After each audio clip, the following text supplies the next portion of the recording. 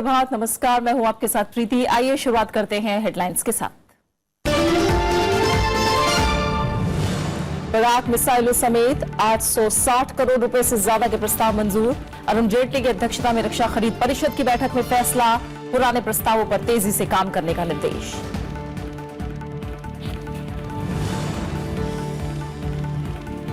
बिहार के मुख्यमंत्री ने की राष्ट्रीय स्तर पर विपक्ष से एकजुट होने की अपील।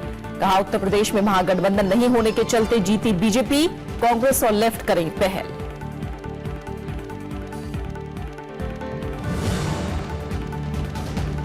आम आदमी पार्टी ने केएमसीडी चुनाव स्थगित करने की मांग। कांग्रेस ने भी कहा, बैलेट पेपर से हो चुनाव।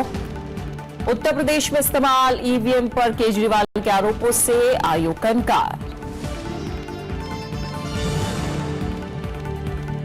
रूस के सेंट पीटर्सबर्ग मेट्रो में विस्फोट, 11 यात्रियों की मौत, 45 घायल, मेट्रो स्टेशन बंद। पुतिन ने कहा, आतंकवाद समेत सभी पहलू की पड़ताल।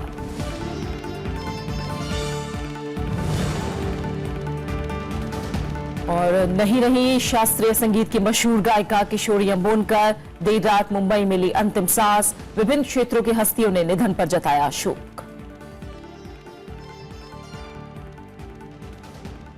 सुरक्षा जरूरतों के मद्देनजर नौसेना की ताकत बढ़ाने के लिए सरकार ने बराक मिसाइल खरीदने के प्रस्ताव को मंजूरी दे दी है। सतह से हवा में मार करने वाली बराक मिसाइलों की नई खेप नेवी के युद्धपोतों पर तैनात की जाएगी। रक्षा मंत्री अरुण जेटली ने सोमवार को रक्षा खरीद परिषद की बैठक में बराक मिसाइलों समेत 860 करोड़ रुपए से ज्यादा के प्रस्तावों को मंजूरी दी। मिसाइलों को इजरायल के लाफेल एडवांस डिफेंस सिस्टम लिमिटेड ने खरीदा जाएगा। समुद्र में बिछाए गए बारूद से निपटने के लिए अंडर वाटर रोबोट जैसे उपकरणों की खरीद के लिए एक्सेप्टेंस ऑफ नेसेसिटी को भी मंजूरी दी गई है। रक्षा खरीद परिषद ने पुराने प्रस्तावों पर भी तेजी से काम करने का निर्देश दिया है। पूर्व रक्षा मंत्री मनोहर पर्रिकर को गोवा का मुख्यमंत्री बनाए जाने के बाद अरुण जेटली को रक्षा मंत्रालय का अतिरिक्त प्रभार दिया गया है। भारत समेत 7 पड़ोसी देश साल 2025 तक 2 करोड़ नौकरियां पैदा करेंगे। इन देशों ने अगले 8 साल में जीडीपी को $70 अरब तक पहुंचाने की प्रतिबद्धता जताई है। भारत, भूटान, बांग्लादेश, म्यांमार, मालदीव, नेपाल और श्रीलंका के वित्त मंत्रियों के कल सम्मेलन में यह फैसला हुआ। इसमें आर्थिक विकास और संपर्क बढ़ाने को लेकर चर्चा हुई। भारत समेत 7 पड़ोसी देशों के वित्त मंत्रियों ने सोमवार को दिल्ली में विजन डॉक्यूमेंट जारी किया। वित्त मंत्री अरुण जेटली ने सदस्य देशों भारत, भूटान, बांग्लादेश, म्यांमार, मालदीव, नेपाल और श्रीलंका के बीच संपर्क साधन मजबूत करने पर जोर दिया। वित्त मंत्री का जोर व्यापार और पर्यटन बढ़ाने पर भी था। इन देशों ने साल 2025 तक $70 अरब की जीडीपी और 2 करोड़ नौकरियां पैदा करने के लिए प्रतिबद्धता जताई है। The SASAC vision, complemented by the operational plan, would help the member countries overcome the problems and challenges associated with unemployment, macroeconomic and structural vulnerabilities, access and integration, and limited investment and growth. साथ ही सोमवार को Myanmar का इस समूह का 7वां सदस्य बनने पर स्वागत किया गया। वित्त मंत्री ने कहा कि म्यांमार के जुड़ने से पूर्वी एशिया तक पहुंचने में मदद मिलेगी। Our policy will definitely receive a fillip with Myanmar's participation in SASAC, improved access to gateway ports, particularly in Bangladesh and Myanmar, may help to unleash the latent potential of the agro and forest-based industries. दुनिया में दक्षिण Asia सबसे कम संगठित आर्थिक क्षेत्र है। दक्षिण एशियाई उपक्षेत्रीय आर्थिक सहयोग कार्यक्रम की शुरुआत साल 2001 में हुई थी। शुरुआत में बांग्लादेश, भूटान, भारत और नेपाल इसके सदस्य थे। तब से समूह ने $9 अरब की 46 परियोजनाओं को पूरा किया है। ये परियोजनाएं ऊर्जा, व्यापार सहूलियतें और आर्थिक गलियारों से जुड़ी हैं। कृति मिश्रा, राज्यसभा टीवी।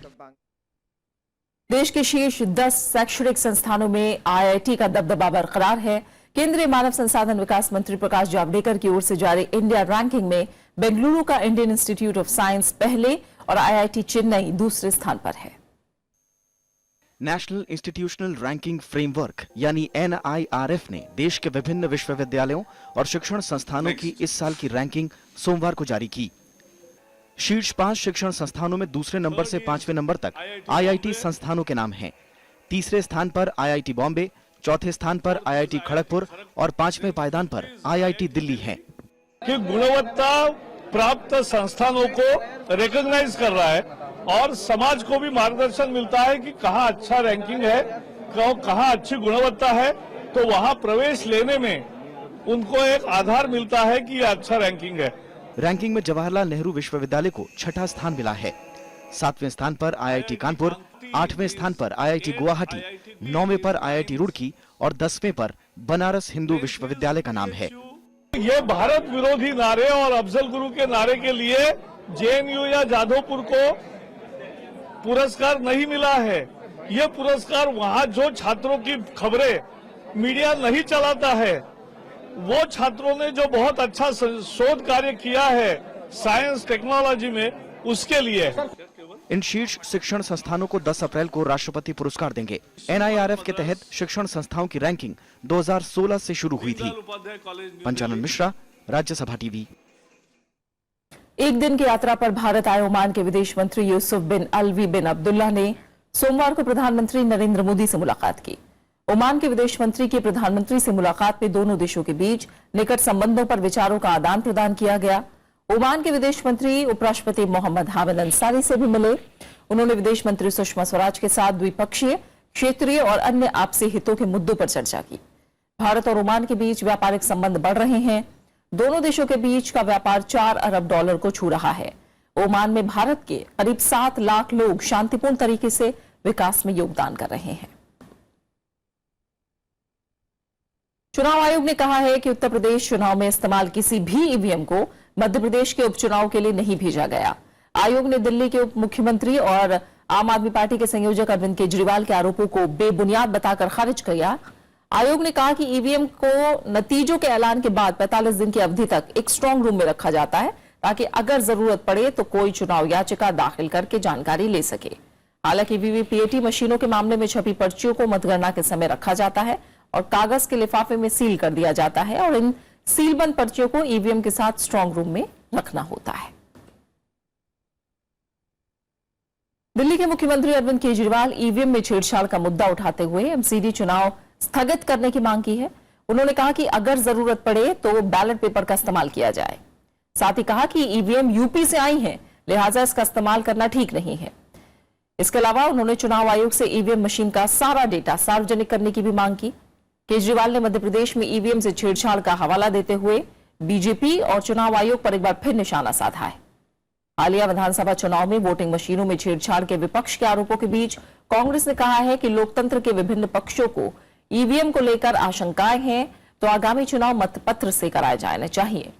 पार्टी ने यह भी कहा कि चुनाव आयोग को ईवीएम का पैरोकार नहीं बनना चाहिए। कांग्रेस प्रवक्ता मनीष तिवारी ने कहा कि लोकतंत्र में चुनाव आयोग ज्यादा से ज्यादा सुविधा प्रदान करने वाला हो सकता है, वो लोकतांत्रिक प्रक्रियाओं का नियंत्रक नहीं हो सकता।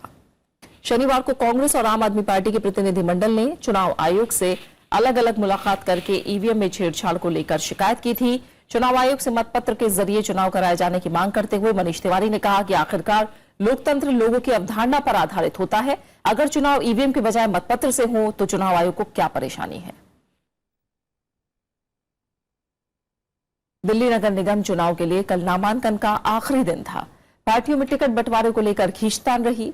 कांग्रेस के कई नेताओं ने खुलकर अपनी नाराजगी जाहिर की है। वहीं कांग्रेस के पूर्व विधायक अम्बरीश गौतम ने बीजेपी का दामन थाम लिया है। दिल्ली में एमसीडी चुनाव के पहले नेताओं का दलबदल जारी है। कांग्रेस नेता और दिल्ली विधानसभा के डिप्टी स्पीकर रहे अम्बरीश गौतम ने सोमवार को बीजेपी का दामन थाम लिया। हमारे को सम्मान नहीं मिल रहा तो आगे हमें क्या सम्मान मिलेगा, जब इन नेताओं की चलनी है, इन लोगों को ही जिम्मेदारी दे रखी है बड़े नेताओं ने, तो इसलिए इन नेताओं के आगे हम क्यों अपने घुटने टेकें। कांग्रेस में एमसीडी चुनाव में टिकट बंटवारे को लेकर घमासान सामने आ गया है। दिल्ली में कांग्रेस की सरकार में मंत्री रहे डॉक्टर A.K. वालिया और हारून यूसुफ ने भी इस मामले में पार्टी से नाराजगी जाहिर की है। ये कैंडिडेट नहीं चलेगा, इसको चेंज करिए, कभी दूसरे को चेंज करिए, इस तरीके से बड़ी दिक्कत महसूस हो रही है। और अब हम जो है ये फील करने लगे हैं कि जब ये कमेटी ही हमें नहीं समझ पा रही है तो हमारा क्या फायदा है।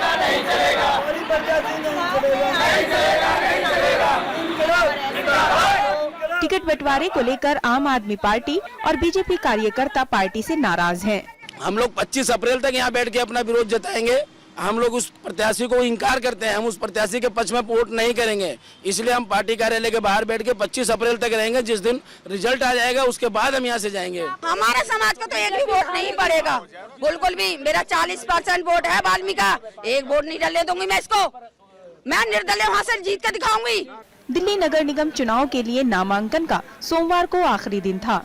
तीनों नगर निगम के लिए 23 अप्रैल को मतदान होना है। चुनावों के समय नेताओं की नाराजगी, दल बदल और शोर शराबा ये कोई नई बात नहीं है, लेकिन इस बार दिल्ली नगर निगम चुनाव में जिस तरह का ड्रामा और सस्पेंस सामने नजर आ रहा है, ऐसा पहले कभी नहीं देखा। कैमरा पर्सन विजय कुमार के साथ अनु दीवान, राज्यसभा टीवी, दिल्ली। चुनाव आयोग ने एआईएडीएमके के मूल चुनाव चिन्ह 2 पत्तियां का शशिकला खेमे के जरिए लगातार इस्तेमाल किए जाने पर आपत्ति जताते हुए उसे वेबसाइट और सभी सोशल मीडिया अकाउंट से हटाने का निर्देश दिया है। आयोग ने शशिकला गुट को गुरुवार सुबह 11 बजे तक का समय देते हुए ये साफ करने को कहा है कि अन्ना द्रमुक का नाम और उसके चुनाव चिन्ह पर रोक लगाने के उसके आदेश का उल्लंघन क्यों हुआ। आयोग ने कहा, शशिकला गुट अब भी पार्टी के मूल चुनाव चिन्ह का इस्तेमाल कर रहा है, जो गलत सूचना का प्रकाशन के समान है और कानूनन चुनाव अपराध है। एआईएडीएमके के दोनों धड़ों को नए चुनाव चिन्ह आवंटित किए गए हैं। चेन्नई के आरके नगर विधानसभा सीट के लिए 9 अप्रैल को उपचुनाव हो रहे हैं और इसमें शशिकला खेमा टोपी चुनाव चिन्ह से मैदान में है। वहीं ओ पनीरसेल्वम खेमे का चुनाव चिन्ह बिजली का खंभा है। दिल्ली में विरोध प्रदर्शन कर रहे तमिलनाडु के किसानों को पंजाब के किसानों का भी समर्थन मिल गया है। किसान ने सूखे और फसल के नुकसान के मद्देनजर केंद्र सरकार से कर्ज माफी की मांग की है।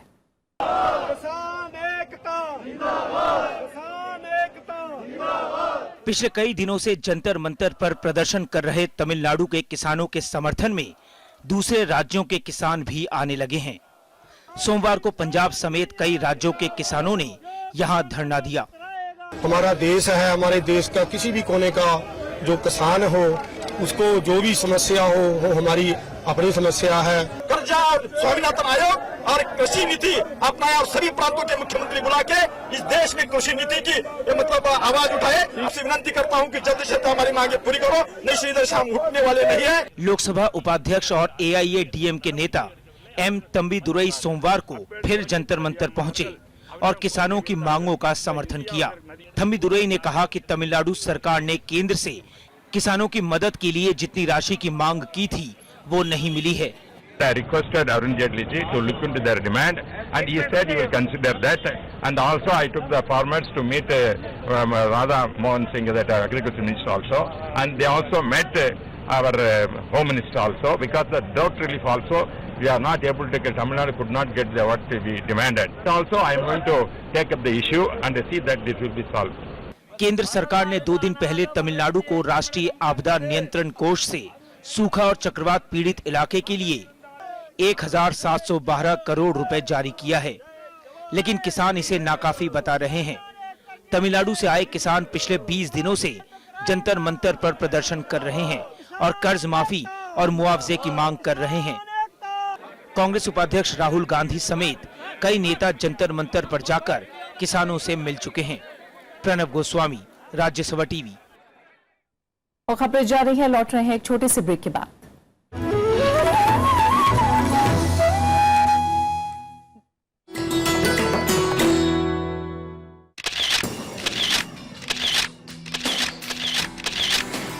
राष्ट्रपति भवन का ताम्र गुंबद आलीशान और बेजोड़। सांची के बौद्ध स्तूप से प्रभावित इस गुंबद की ऊंचाई बाकी इमारत से करीब 2 गुनी। 6 अप्रैल 1929 को बनकर हुआ तैयार। ये शानदार गुंबद राष्ट्रपति भवन की स्थापत्य कला और खूबसूरती को लगाता है 4 चांद।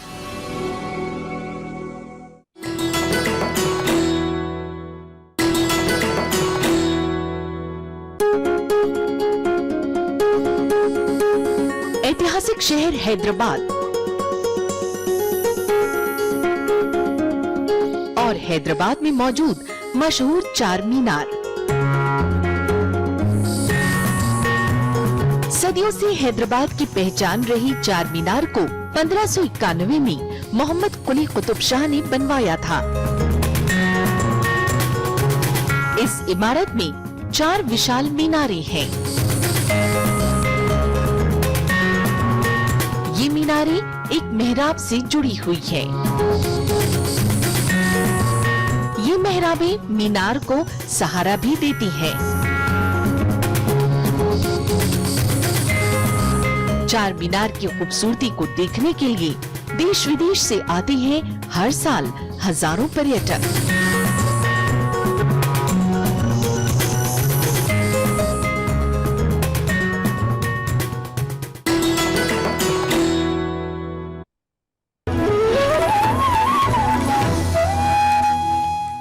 बिहार के मुख्यमंत्री और जेडीयू के राष्ट्रीय अध्यक्ष नीतीश कुमार ने बीजेपी से मुकाबले के लिए राष्ट्रीय स्तर पर विपक्षी दलों के एकजुट होने की वकालत की है।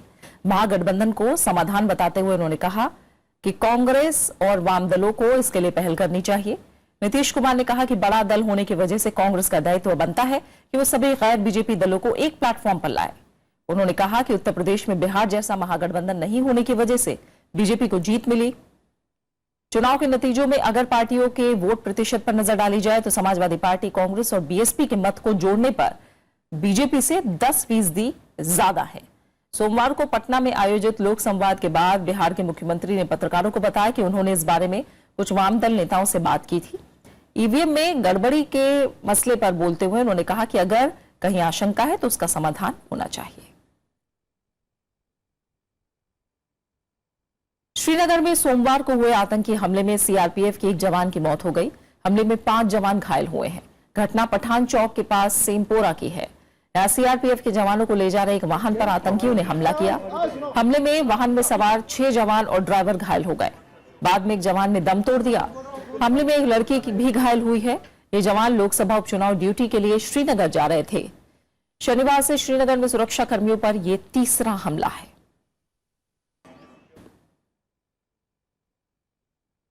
पाकिस्तान ने कल जम्मू कश्मीर में 2 जगहों पर गोलीबारी की। इसमें कोई हताहत नहीं हुआ, लेकिन स्थानीय लोग दहशत में हैं। भारत की तरफ से भी जवाबी कार्रवाई की गई। पाकिस्तानी सेना ने पुंछ और बीजी सेक्टर में भारतीय फौजियों की अग्रिम चौकियों और रिहायशी इलाकों को निशाना बनाया। पाकिस्तानी जवानों ने स्वचालित हथियारों से गोले दागे और फायरिंग की। भारतीय जवानों ने भी इसका पुरजोर जवाब दिया। पहला जो है पुंछ सेक्टर में 9:30 बजे सुबह और दूसरा जो है 10 बजे सुबह बीजी सेक्टर में किया है। मोटार के गोले, ऑटोमेटिक और स्मॉल आर्म्स का फायर जो है वो कर रहे हैं, जो कि बिल्कुल ही गलत है और इसका मुंह तोड़ जवाब भारतीय सेना दे रही है। गोलीबारी से स्थानीय लोगों में दहशत है। पाकिस्तान से ऐसी फायरिंग कर रही है, हम बाहर नहीं निकल सकते, बहुत जोर से फायरिंग कर रही है दोनों तरफ। हमारे इंडिया के कोई भी जवाब दे रही है। पुंछ सेक्टर में इस महीने संघर्ष विराम उल्लंघन का ये चौथा मामला है। Bureau report, Rajya Sabha TV. Iran ने 15 भारतीय मछुआरों को रिहा कर दिया है। तमिलनाडु के इन मछुआरों को पिछले साल हिरासत में लिया गया था। मछुआरों के साथ उनकी नौकाएं भी जब्त की गई थी। विदेश मंत्री सुषमा स्वराज ने ट्वीट करके जानकारी दी। साथ ही विदेश मंत्री ने तेहरान स्थित भारतीय दूतावास का शुक्रिया अदा किया और अधिकारियों के अच्छे काम की सराहना की। इन मछुआरों को ईरान की समुद्री सीमा में घुसने के आरोप में गिरफ्तार किया गया था। इनमें से कई बहरीन के नागरिकों के लिए भी काम करते थे। सोमालिया के समुद्री लुटेरों ने भारत की एक नाव समेत 11 भारतीयों का अपहरण कर लिया है। स्थानीय अधिकारियों के मुताबिक ये नाव दुबई से सोमालिया के समुद्री तट की तरफ आ रही थी। सोमालिया के समुद्री तट पर 2012 के बाद अपहरण की पहली वारदात है। 2 हफ्ते पहले भी समुद्री लुटेरों ने श्रीलंका के तेल से भरे एक टैंकर पर कब्जा कर लिया था। हालांकि बाद में उसे बिना शर्त छोड़ दिया गया। स्थानीय अधिकारियों ने कहा कि भारतीयों की रिहाई की कोशिशें की जा रही हैं।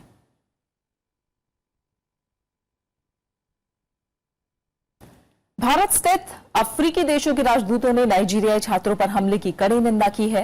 उन्होंने कहा कि सरकार ने इन घटनाओं को रोकने के लिए अपेक्षित कार्रवाई नहीं की। दिल्ली में एक बैठक के बाद जारी बयान में राजदूतों ने कहा कि भारत में अफ्रीकी नागरिकों पर हुए हमले नस्लवादी हैं। इन अफ्रीकी राजदूतों की मांग है कि प्रधानमंत्री और उत्तर प्रदेश के मुख्यमंत्री हमले की कड़े शब्दों में निंदा करें। राजदूतों ने इन हमले की अंतर्राष्ट्रीय जांच की मांग की है। इन देशों का कहना है कि जांच का जिम्मा मानवाधिकार परिषद को दिया जाए। उन्होंने मामले को अफ्रीकन यूनियन तक ले जाने की बात कही है। 27 मार्च को नोएडा में नाइजीरियाई छात्रों के साथ मारपीट हुई थी। विदेश मंत्री ने संसद में इस घटना को दुर्भाग्यपूर्ण बताया था और निष्पक्ष जांच का भरोसा दिया था। रूस के सेंट पीटर्सबर्ग में सोमवार को मेट्रो ट्रेन में हुए बम धमाके में मरने वालों की संख्या 11 हो गई है। इस हमले में 45 से ज्यादा लोग घायल हुए हैं। घटना के कुछ देर बाद ही सुरक्षा बलों ने एक अन्य मेट्रो स्टेशन पर भी जिंदा विस्फोटक बरामद किया, जिसे बाद में डिफ्यूज कर दिया गया। हमले के बाद एहतियातन सभी मेट्रो स्टेशनों को बंद करा दिया गया है। पुलिस ने 2 संदिग्धों की पहचान की है। फिलहाल किसी भी आतंकी संगठन ने हमले की जिम्मेदारी नहीं ली है, लेकिन रूस की उच्च स्तरीय जांच समिति ने आतंकवादी हमले के नजरिए से मामले की जांच शुरू कर दी है। हालांकि अन्य पहलुओं के बारे में भी छानबीन की जा रही है। यह हमला उस वक्त हुआ जब राष्ट्रपति व्लादिमीर पुतिन अपने गृहनगर के दौरे पर थे। उन्होंने घटनास्थल का दौरा किया और मृतकों को श्रद्धांजलि दी। रूस में हुए हमले की भारत समेत दुनिया भर के देशों ने निंदा की है। Правоохранительные органы и специальные службы работают, сделают все для того, чтобы выявить причины случившегося, дать полную оценку того, что произошло. Ну а городские власти, если потребуется, и федеральные, предпримут все необходимые меры для того, чтобы оказать поддержку семьям погибших и пострадавшим нашим гражданам. Happening all over the world, absolutely a terrible thing. The Secretary General condemns today's bombing in the St. Petersburg metro. He extends his deepest sympathy and condolences to the families of the victims and to the government and the people of the Russian Federation. Those responsible for this appalling act must be held accountable. सामाजिक न्याय और अधिकारिता मंत्री थावरचंद गहलोत ने कहा है कि दिव्यांगों के कल्याण के लिए नेशनल ट्रस्ट ने 10 योजनाएं शुरू की हैं, जिनके जरिए दिव्यांगों की शिक्षा, कौशल विकास और सशक्तिकरण पर जोर दिया जा रहा है। दिल्ली के विज्ञान भवन में कल ऑटिज्म दिवस के मौके पर राष्ट्रीय सम्मेलन की शुरुआत की गई। इस मौके पर ऑटिज्म बीमारी से जूझ रहे प्रतिभाशाली बच्चों को पुरस्कृत भी किया गया। ऑटिज्म सम्मेलन के दौरान बच्चों के लिए 3 दिन के प्रशिक्षण कार्यक्रम का भी आयोजन किया गया है। ऑटिज्म न्यूरो बिहेवियर डिसऑर्डर है, जो बच्चों को सामान्य विकास से जुड़ी बीमारी है। इससे व्यवहार संबंधी परेशानियां शुरू हो जाती हैं। इस बीमारी को खास तरह के प्रशिक्षण से ठीक किया जा सकता है। आंकड़ों के मुताबिक देश में 89 बच्चों में से 1 बच्चा ऑटिज्म का शिकार है।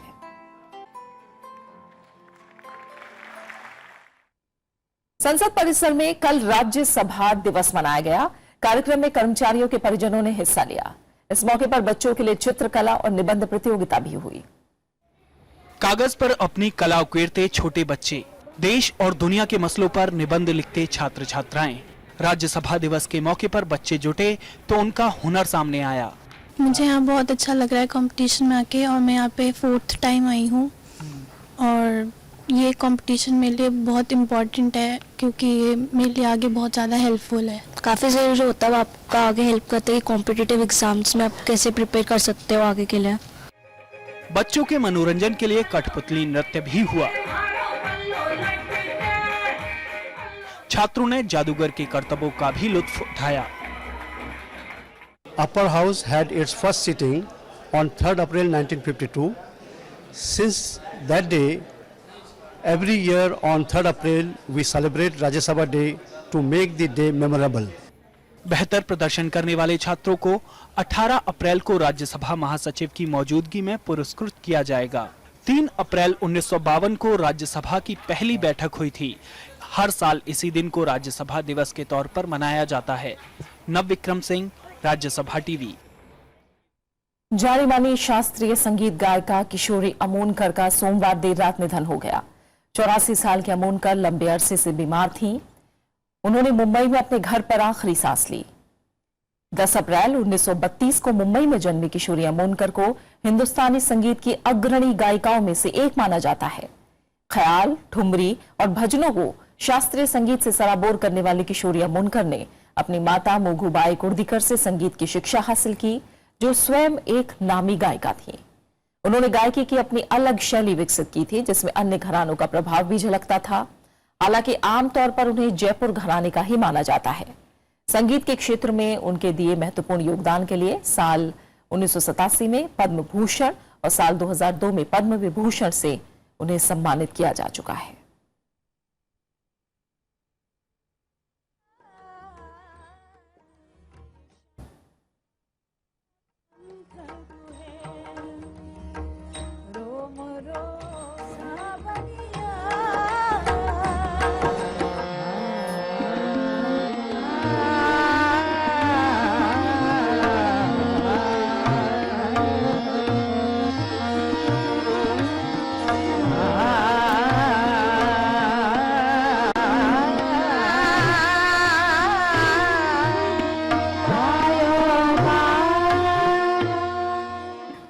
और अब आखिर में हेडलाइंस।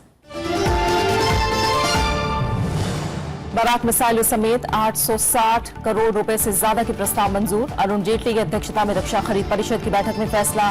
पुराने प्रस्तावों पर तेजी से काम करने का निर्देश।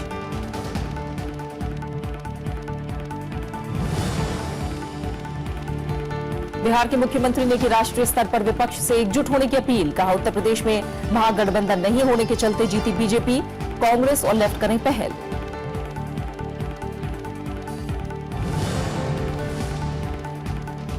आम आदमी पार्टी ने की एमसीडी चुनाव स्थगित करने की मांग। कांग्रेस ने भी कहा, बैलेट पेपर से हो चुनाव। उत्तर प्रदेश में इस्तेमाल ईवीएम के केजरीवाल के आरोपों से आयोग का इनकार।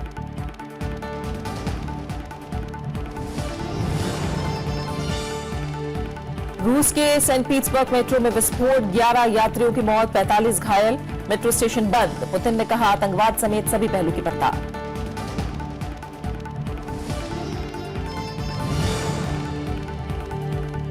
नहीं रही शास्त्रीय संगीत की मशहूर गायिका किशोरी अमोनकर। देर रात मुंबई में ली अंतिम सांस। विभिन्न क्षेत्रों की हस्तियों ने निधन पर जताया शोक। और इसी के साथ फिलहाल इस बुलेटिन में इतना ही। आगे देखिए देश देशांतर। नमस्कार।